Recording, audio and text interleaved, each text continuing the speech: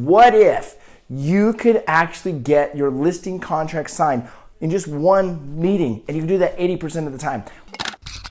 The first step that you've got to be able to do is set a qualified listing appointment, not just a listing appointment. So you're going to set an appointment, and then you're going to use a pre-sell or a pre-qual script in order to make sure that this seller has motivation and equity and is ready to rock and roll before you even show up. Second step is you need to be able to send an awesome pre-listing packet that gets them stoked about you before you even show up. I recommend that you also include comparables in this and a pricing strategy so that they're pissed off before you meet with them and their anger actually dies down before they meet with you. Because here's the reality, that most sellers think their house is worth more than the market is actually saying it's worth. So if you give them that information a couple days in advance, by the time you meet with them, they'll have cooled off and they will naturally listen to you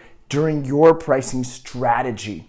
When you show up at the listing presentation, you're going to go directly to the table, set your stuff down, and go see the house without them, because you don't need them giving you a tour. You want to see it as if you were a buyer seeing it for the first time. Once you do that, that way it saves time, maybe 3 to 5 minutes to go through the house. You sit down at the kitchen table and you begin with what's called an introduction. Thanks for having me here. I'm excited for the opportunity to list your house on the market. Really, more importantly, is sell your house and get you the most money. That's your goal, isn't it? The next step is you're going to move through what's called the preview of coming attractions. This is in the presentation where you tell them what you're going to tell them. Basically, you're going to be giving them the rundown of what you're going to go over in your meeting today. And after that, you're going to move to the part that actually will sell them on signing your contract.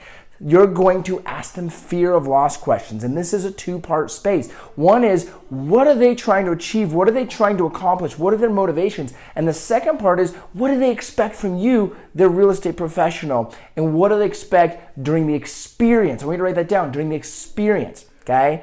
After you go through that, the next step is you're going to move to the pricing strategy, where you're going to give a killer pricing strategy that helps them see no other way except for to price it the way you suggest, or realize they're not really motivated to sell. Either one is fine with you, because your job is not to sell every house. Your job is to sell those sellers' homes that are extremely motivated and they're going to make the move, and you're going to put the most money in their pocket. After you go over the pricing strategy, you're going to go to the next step, which is to present the contract. Now, each state is different, so you'll have to practice this.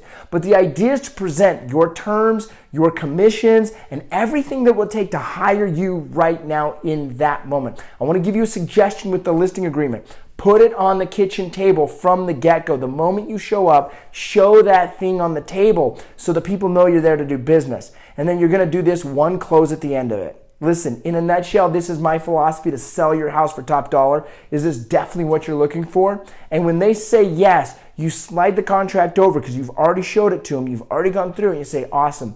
Next step is just go ahead and sign the paperwork. And then you give them the pen and you show them exactly where they need to sign and initial. Now, if they say no, then you're going to have to back up, handle their objection, then represent and reclose and re-sign the contract. Sometimes, depending on what type of seller it is, like a for sale by owner or an expired or someone that's meeting with a few people, you may have to close 3 or 4 or 5 times, literally 3 to 5 times for the signature. That's asking them 5 times to sign the paper, 5 times giving them the pen, and then they'll sign it. But if you really work your attraction-based marketing business through Sphere of Influence, past clients, and People Farm, you should only have to ask them to sign once or twice before you get the signature on your listing contract. Appreciate you guys being here. Thank you so much. Put a question down in the comments down below if you have any questions about your listing presentation, and I look forward to answering that up on Wednesday's call. We'll see you guys later, and go have